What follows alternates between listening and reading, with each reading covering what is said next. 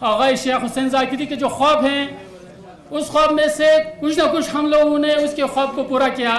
تو اب میں زیادہ وقت نہیں لیا تو صرف ایک خواب اس کا تھا کہ اپنے قوم بلڈنگ یعنی نیشن بلڈنگ، یعنی ایک قوم کو بنانے کے لیے سب سے پہلے کیا ہوتا ہے، جو نسل آ رہا ہوتا ہے، جو طالب علم ہوتا ہے، اس کو ٹھیک کیا جاتا ہے. دنیا میں ترقی کا پہلا سٹ اپ جو ہے، پہلا جو فاؤنڈیشن ہے وہ بچے ہوتے ہیں. تو امام خمینی رحمۃ اللہ علیہ میموریل ٹرسٹ سے پہلے شیخ محمد حسین ذاکری نے مطہری اسکول کی بنیاد رکھی. کیوں رکھی؟ ان کا خواب تھا کہ ہمارے بچے، ہماری قوم جو ہے دین و دنیا دونوں میں سربلند ہو. اس زمانے میں دین و دنیا دونوں کو پکڑ کے چلنا لوگوں کی سمجھ میں نہیں آتا تھا. انہوں نے دکھایا ماڈرن انگلش میڈیم سکول کے ساتھ ساتھ اہل بیت کے تعلیم، ایک پیا ایک پیا، اور اسی کو چلانے کے لیے انہوں نے مطہری سکولوں کے جو اس وقت جال بچھائے ہوئے ہیں ان کا فاؤنڈیشن لگایا. تو اب میں زیادہ وقت نہیں لیتے ہیں. اس جو مطہری ایجوکیشنل سوسائٹی ہے اس کے بہت سارے خواب ہیں. تو اس میں سے ایک خواب شیخ ذاکری کا ہے. جموں میں ہمارا ایک ہاسٹل بنا ہوا ہے رائکا.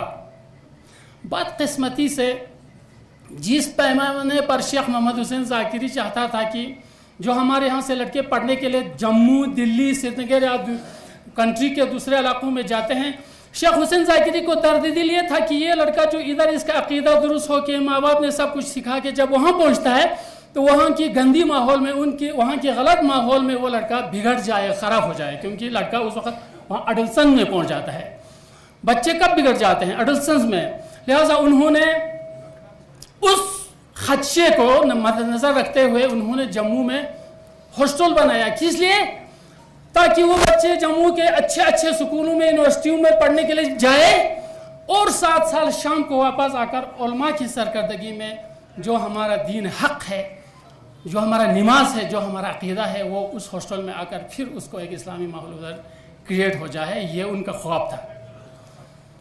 تو میں آج کی اس موقع کو لے کے یہ چاہتا ہوں، یہ بول کے میں آخر میں میرا یہ التماس ہے آپ لوگوں سے، ایک آدمی سے، کہ آپ ہمارے جو مطہری ایجوکیشنل سوسائٹی کی طرف سے چلائے ہوئے جو ریکا سکول ہے، ریکا کا جو ہاسٹل ہے، اس میں اپنے بچوں کو بھیجیں اور اچھے سے اچھے سکول میں جموں میں داخلہ لیں، یونیورسٹی میں تعلیم حاصل کریں، تاکہ لوگوں کو انہونی میں، مطلب ان کو غفلتی میں بچے یہاں سے بھیج دیتے ہیں تو وہ کسی جگہ ڈیرا رکھتا ہے، کسی غلط ہاسٹل میں جاتا ہے یا کہیں ایسی جگہ پہ پہنچ جاتا ہے کہ وہ بگڑنے کا خطرہ ہوتا ہے.